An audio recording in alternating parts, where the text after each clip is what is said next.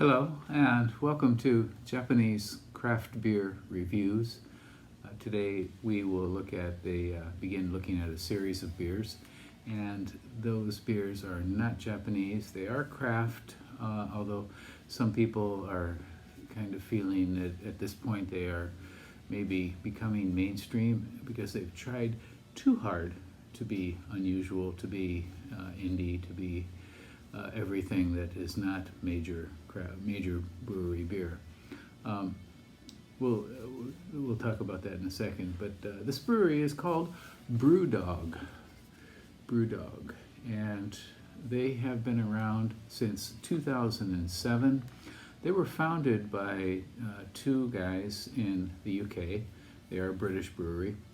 I'm sorry, a Scottish brewery, yes, British.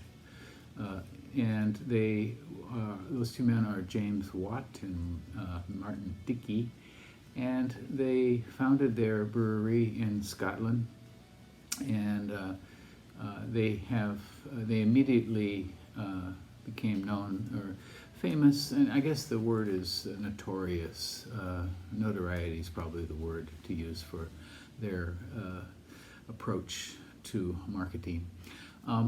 They immediately started out with some unusual names, things like this beer, Dead Pony Club, and they actually started marketing, crowdfunding in 2011 and selling shares called Equity for Punks. Their containers, they sold a beer in a dead squirrel, or actually a piece of taxidermy, but a squirrel. You can find this online, holding the bottle for an outrageous price.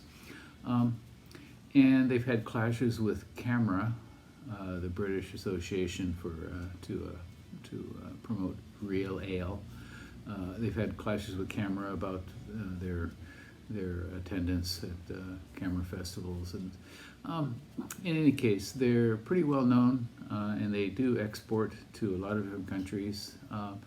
They produce a lot of beer these days. In 2012, they moved to a new brewery in a place called Allison, E-L-L-O-N, in Scotland, and they have 5 breweries around the world now, and they've even expanded into hotels. They have 3 hotels. I think 2 of them are in Columbus, Ohio, in the U.S.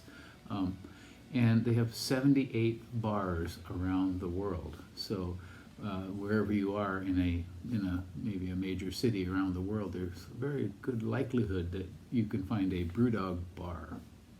In Asia, they opened one in Tokyo, one in Seoul, and one in Shanghai. And in Tokyo was pretty early, 2008, so right away. I'm sorry, no, that was a beer, never mind. I've never been to that one. They also got famous for trying to brew the strongest beer in the world, and originally that was called Tokyo. I think it was around 8%, and that was in 2008. And then 2009, they brewed a beer called Tactical Nuclear Penguin, kind of nonsense name, and then they started getting into a alcohol level ABV war with a brewery called Shoresbrau, and producing beers. And Shoresbrau produced one at 40%, and then this is a German brewery, so BrewDog attacked them with a beer called Sink the Bismarck. Of course, which is a rallying cry from England, or from the UK during the war. Sink the Bismarck, and that was at 54%, I believe. And now some other brewery, I can't remember the name, has come up with something I think around 60%. So it's kind of silly, but it gets attention. It's in the news. I have to say that their beers, there's been some pushback from I think the craft beer scene for all this attention that they try to get with their weird names and all these stunts, actually you could call them. They make some wonderful limited beers. There was an event in Kyoto in 2013, about 7 years ago now, which I went to at one of the best craft beer bars at the time called Tiggs. It was run by an Irish man named Tig McLaughlin.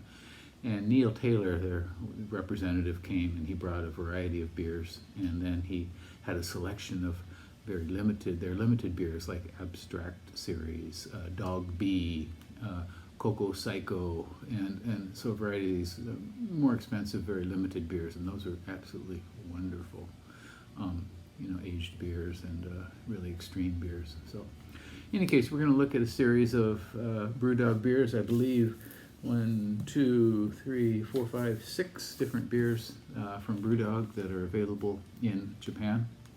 And we're going to start right now. All right, and now we're into another BrewDog beer. This is the 4th beer in our series of 1, 2, 3, 4, 5, 6 BrewDog beers we're looking at. And these are kind of their mainstay beers, beers that you will find on in a bar more often or a liquor store more often, perhaps. And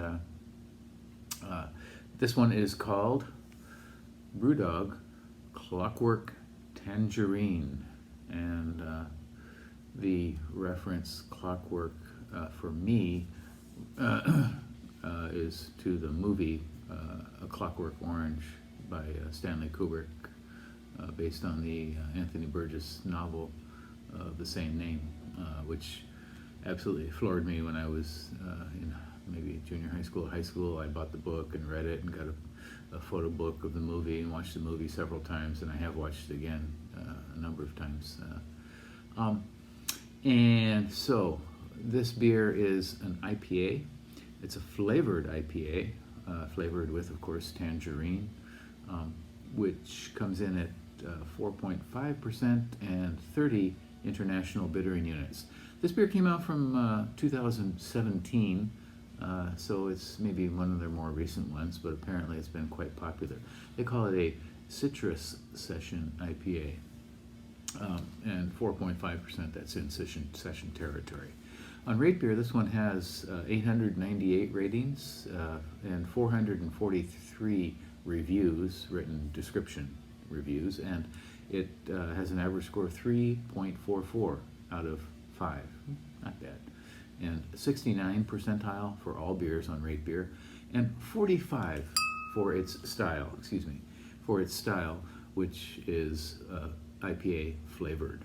On Untappd, 125,864 ratings, and it comes in at 3.47. So the RateBeer and Untappd ratings are almost identical here.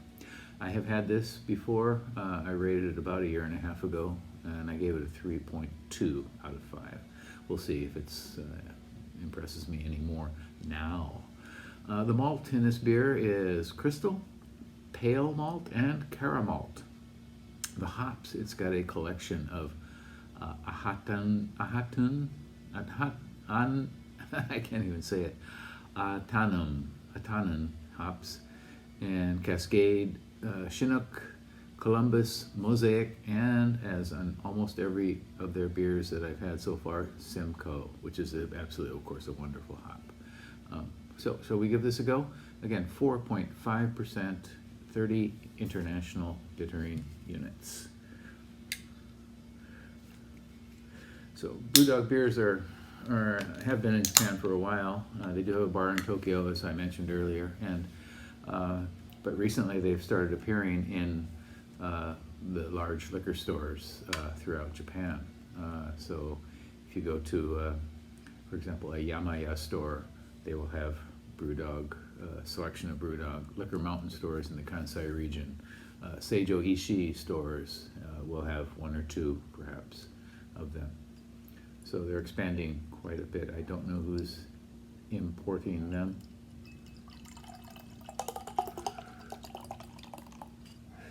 These are smaller cans than typical Japanese, 330 mils. Japanese beer cans at this size are generally 350. So let's see who's importing them. Okay, Whiskey is the importer. They are even though their name is whiskey, they import a lot of different beers into Japan. Okay, so the color. It's kind of hazy, golden, kind of a caramel color, I guess you'd say. Can't see carbonation rising. We've got a solid finger of sort of fluffy, frothy head, off-white head. Okay, aroma. The orange lemon character comes right away. The tangerine. I mean, I eat tangerines here all the time in winter. Has a kind of candy-ish note, really. I'm going to say more orange-like than orange lemon, perhaps. There's some malt behind it, I think, but it's kind of hard to tell. Basically, it's kind of a sweet, what would lead you to think it's going to be very sweet, kind of orange candy.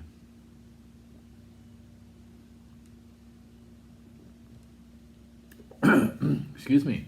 Malty, maybe some orangeade. Kind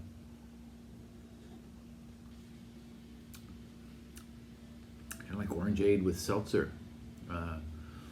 Sort of piney, maybe moderately bitter in the finish.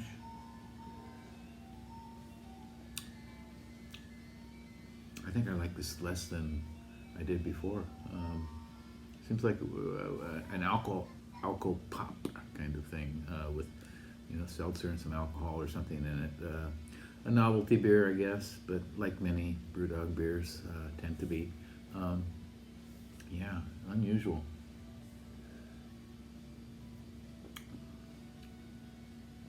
Yeah, it kind of has kind of harshness, which I think comes from either some of the tangerine. Tangerine tends to be sweet rather than citric. And some bitterness, 30 IBUs, I guess I'm feeling that here. That is quite a collection of hops there. And they come out as kind of rough and rude, I think, on the back end. So I don't really recommend this one that highly. You may see it around. If you want to give it a try, please do. Let me know what you think. And talk to me about BrewDog beers. People have been kind of hitting on them lately. I don't know, for the last couple of years. They